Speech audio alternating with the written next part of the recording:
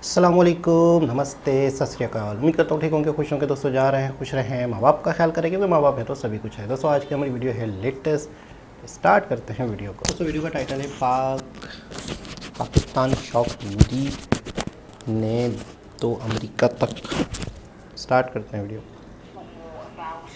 उन्होंने जनरल रिपत क्या नाम उनका था, रिपत जी, वो उनके जो आर्मी चीफ जो थे, आर्मी चीफ थे, विपिन, हाँ जनरल विपिन, उनके गेट पे खड़े होके अंदर गए और उन्होंने कहा कि ना सिर्फ ये आर्मी जनरल है, इनके वालिद भी आर्मी जनरल थे, इनके जो पिता थे वो भी आर्मी जनरल थे। फिर ड्राइंग रूम में जाके बैठे। मैं समझता हूँ वो पाकिस्तान के निसाब में होनी चाहिए चीज कि भाई आप रावत नाम था उनका। Vipin Rawat. Well, let's talk more about French-India relations. French President Emmanuel Macron has been invited to be the chief guest at India's Republic Day parade. सबने कहा कि देखिए जो प्रेसिडेंट जो बाइडेन साहब हैं वो इंडिया नहीं जा रहे, रिपब्लिक डे पे उन्होंने जाना था, तो उन्होंने कहा कोई बात ही नहीं। मोदी साहब आपने बड़े सही तरीके से इनको काबू किया। The French president has accepted India's invite and has reaffirmed the India-France strategic partnership. Modi साहब ने बहुत बदला लिया है। उन्होंने फ्रेंच प्रेसिडेंट को बुला लिया। सर वो तो नीचे तो हाथ रखते ही नहीं, वो तो अपना हाथ बहुत ऊपर रखते हैं। Landmark deal for Rafale fighter jets. Could we see kind of more evolution, if you will, of the military-industrial relationship with France and India? तो वो बर्दाश्त तो नहीं होता ना भाई। ईस्ट इंडिया कंपनी जो थी, हम जाते थे पूरे मुल्क के ऊपर, अब इतनी हुकूमत की है, अब वो लोग आंखें दिखाते हैं। ऋषि सोनक साहब भी भारतीय हैं, यहाँ सारी कंपनियां, ये तो हथियार फेंक चुके हैं, क्योंकि इस वक्त इनसे तो अमेरिका नहीं चल रहा है। इसको तो भारतीय इस वक्त जो बच्चे इंडियन इंस्टीट्यूट ऑफ टेक्नोलॉजी के पढ़े हैं वो चला रहे हैं अमेरिका को। वो बर्दाश्त तो नहीं होता ना। उन्होंने कहा कोई बात नहीं, हमारे पास कमी है किसी चीज की, उनके पास तो हर कोई जाने को तैयार है।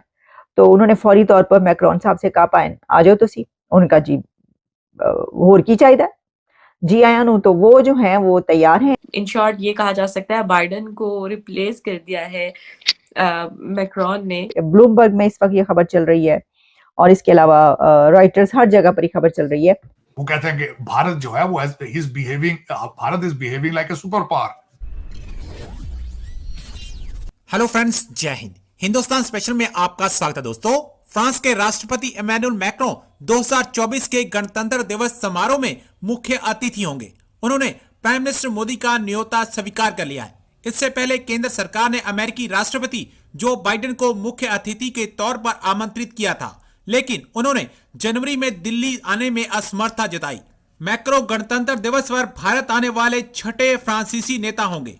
जानकारी के मुताबिक फ्रांस के राष्ट्रपति भवन की ओर से कहा गया है कि फ्रांसीसी राष्ट्रपति इमैनुअल मैक्रों 26 जनवरी को भारत का दौरा करेंगे। इस दौरान वे नई दिल्ली में गणतंत्र दिवस समारोह में मुख्य अतिथि के रूप में शामिल होंगे। हर साल भारत वैश्विक नेताओं को अपने गणतंत्र दिवस समारोह में शामिल होने के लिए आमंत्रित करता है। हालांकि कोविड-19 महामारी के मद्देनजर साल 2021 और 22 में गणतंत्र दिवस पर कोई भी मुख्य अतिथि नहीं था। प्राइम मिनिस्टर मोदी ने इसी साल जुलाई में फ्रांस का दौरा किया था और पेरिस में बेस्टिल डे समारोह में सम्मानित अतिथि के रूप में शामिल हुए थे। French president Macron will be chief guest of prime minister Narendra Modi on Republic day of India. सबने कहा कि देखिए जो प्रेसिडेंट जो बाइडेन साहब हैं वो इंडिया नहीं जा रहे, रिपब्लिक डे पे उन्होंने जाना था, तो उन्होंने कहा कोई बात ही नहीं। उन्होंने फ्रेंच प्रेसिडेंट को बुला लिया। सर वो तो नीचे तो हाथ रखते ही नहीं, वो तो अपना हाथ बहुत ऊपर रखते हैं। उन्होंने कहा कोई बात नहीं, हमारे पास कमी है किसी चीज की, उनके पास तो हर कोई जाने को तैयार है। तो उन्होंने फौरी तौर पर मैक्रोन साहब से कहा पाए आ जाओ तुसी। उनका जी होर की चाहिए जी आया नु, तो वो जो है वो तैयार हैं। और अब खबर ये है कि फ्रेंच प्रेसिडेंट जो हैं वो रिपब्लिक डे पर प्राइम मिनिस्टर नरेंद्र मोदी साहब के चीफ गेस्ट होंगे। और इसमें हमेशा ही ऐसा होता है कि वो किसी ऐसे ही बड़े अथॉरिटी को या प्रेसिडेंट को, जैसे कि मैंने आपको बताया कि प्रेसिडेंट जो बाइडेन ने आना था, इससे पहले भी दुनिया की कोई ना कोई ऐसी पर्सनालिटी जो है उनके रिपब्लिक डे पर मौजूद रहती है। तो अब ये कहा गया है कि जो प्रेसिडेंट मैक्रोन हैं उन्होंने प्राइम मिनिस्टर नरेंद्र मोदी की ये इनविटेशन एक्सेप्ट कर लिया गया है, जो कि ब्लूमबर्ग में इस वक्त ये खबर चल रही है और इसके अलावा रॉयटर्स, हर जगह पर खबर चल रही है कि अब इंडिया के रिपब्लिक डे पर फ्रेंच प्रेसिडेंट मैक्रोन आएंगे। ठीक है जनाब, ये तो कोई उनके लिए बड़ी बात है ही नहीं। वो चाहते तो 3-4 को इकट्ठे भी बुला लेते। बहुत सारी पर्सनालिटीज, अथॉरिटीज होंगी, उनके लिए तो कोई मसला नहीं है। अभी आपने देखा कि कितनी समिट्स और कॉन्फ्रेंसेज हुई हैं जिसके ऊपर दुनिया भर की लीडरशिप वहां पर मौजूद है। वो दुनिया के लीडर तो दौड़ते हुए जाते हैं इंडिया की तरफ। वो कहते हैं कि अच्छा है, कोई ना कोई एग्रीमेंट कराएंगे, कोई अपने लिए कुछ ले आएंगे, कोई मुआहिदा कर लेंगे। और वैसे भी भाई इंडिया एक बड़ी ताकत है, वहां पे लोग जाना पहुंचना जो है अपने लिए बड़ा वो समझते हैं।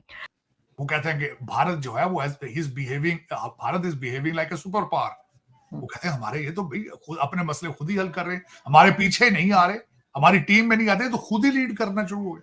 तो ये सारी चीजें उन्हें चुभती तकलीफ होती। देखिए कोई भी इनकी जगह हो तो तकलीफ हो उनको।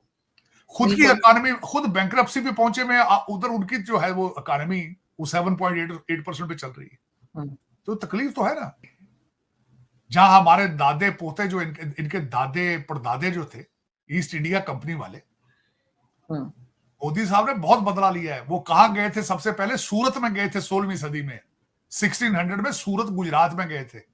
मोदी साहब आपने बड़े सही तरीके से इनको काबू किया।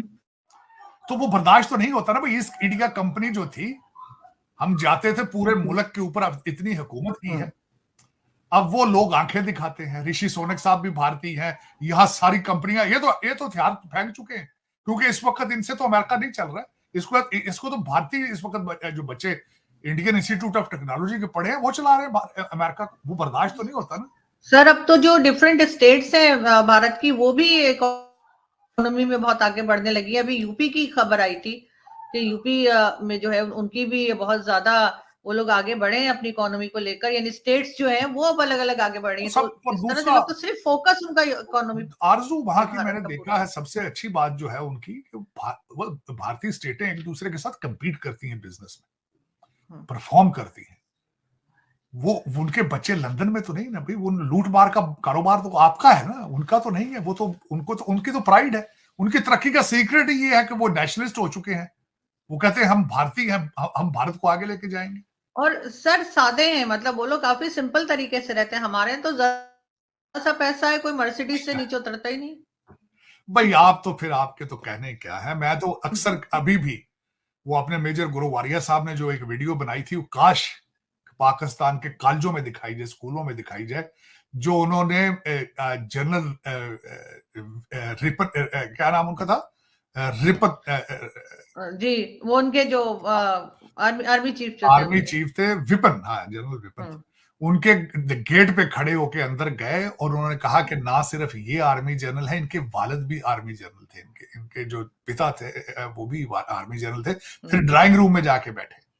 मैं समझता हूँ वो पाकिस्तान के निसाब में होनी चाहिए चीज कि भाई आप विपिन रावत, हमारे जो पिछले गए हैं मालिक, हमारे जो गुरु बाजवा साहब थे, जब वो घर को गए हैं 12 अरब रुपए की करप्शन के एलिगेशन है उनके ऊपर, उनकी फैमिली के असास से 12 अरब रुपए है।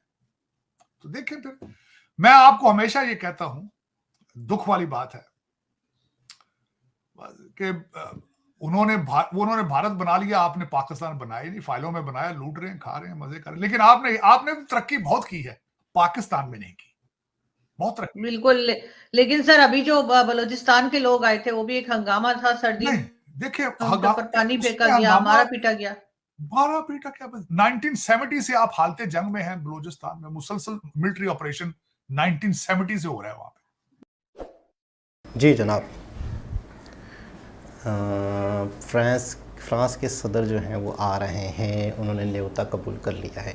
जॉर्ज बाइडन नहीं आ रहे तो कोई मसला नहीं, बहुत बड़े नेता। और इसमें आलिया मैडम ने बिल्कुल सही कहा कि वो तो 4-4, 5-5 को बुला सकते हैं, वो तो किसी को भी बुला सकते हैं, लेकिन वो एक प्रोटोकॉल है कि एक चीफ गेस्ट हैं जो एक बहुत बड़ी शख्सियत को बुलाया जाता है। तो जाहिर सी बात है कि जब ये इधर आएंगे तो 100% कोई ना कोई मुआहदे, कोई ना कोई एक तरह से इंपोर्ट एक्सपोर्ट के हवाले से, लेन देन के हवाले से कहीं ना कहीं बहुत सारी चीज़ों पे साइन होंगे और कहीं ना कहीं बेनिफिट्स होगा। और फिर दूसरी चीज़ है कि यहाँ का, मैं कहता हूँ दुनिया का कोई भी शख्स ऐसा नहीं है जो यहाँ का कल्चर देखना नहीं चाहता, जो यहाँ की ट्रेडिशन देखना नहीं चाहता, जो यहाँ की चीज़ों पे मतलब एक बहुत ही एक यूनिक कंट्री है, बहुत ही एक रिच कल्चर है, बहुत ही जगह ऐसी हैं देखने के काबिल हैं जो बाकायदा विज़िट करने के काबिल है, तो हर शख्स आना चाहता है। देखिए वो एक किसी भी देश के प्रेसिडेंट ज़रूर हैं, लेकिन प्रेसिडेंट होने के साथ एक इंसान भी हैं, उनके भी एक जहन में दिल में तजस्सुस होता होगा। तो हर शख्स लाखों करोड़ रुपए लगा के भी तो फॉरेनर्स आते हैं इंडिया में और यहाँ की जो चीज़ें देखते हैं, यहाँ का कल्चर देखते हैं, यहाँ के फूड खाते हैं, यहाँ पे घूमते हैं फिरते हैं, तो प्रेसिडेंट होने के नाते भी उनका भी दिल करता होगा। और दूसरी चीज़ है उनके मुल्क का भी बेनिफिट है। जब दो कंट्रीज़ के वर्ल्ड लीडर आपस में मिलते हैं तो उनके मिलने से बहुत सारी रिएक्शन पैदा होता है, बहुत सारी चीज़ों के रास्ते खुलते हैं, दोनों कंट्रीज़ के ताल्लुकात बेहतर होते हैं। अगर जॉर्ज बाइडन आते तो शायद वो इस वजह से नहीं आए कि इंडिया का बहुत बेहतर ताल्लुक़ रशिया से बना हुआ है, वो जो ऑयल परचेज़ वाला मामला है, तो कहीं ना कहीं से उन्होंने ये मैसेज दिया है कि आपका मामला वहाँ है तो इस वजह से हम आपके पास नहीं आए। मेरे ख़्याल में ऐसा लग रहा है मुझे। तो खैर बहरहाल चाहते तो 4-5 को बुला सकते थे। दूसरा मैंने आज एक वीडियो देखी बलूचिस्तान के हवाले से, आप यकीन करें मेरी आंखों से आंसू आ गए, आप यकीन करें, बस बिल्कुल नॉर्मल एहतजाज हो रहा है, ख़वातीन कर रही हैं, किस तरीके से उन्हें घसीटा जा रहा है मैं आपको मतलब बयान के काबिल नहीं है यार। वो एक नॉर्मल एहतजाज कर रहे हैं, आप उनका एहतजाज रिकॉर्ड करें, उनकी मसले मसाइल सुनें, उनकी बातें सुनें, वो क्या कहना चाहते हैं, वो क्या कह रहे हैं, आप उस पर देखें, उनको मुतमईन करें।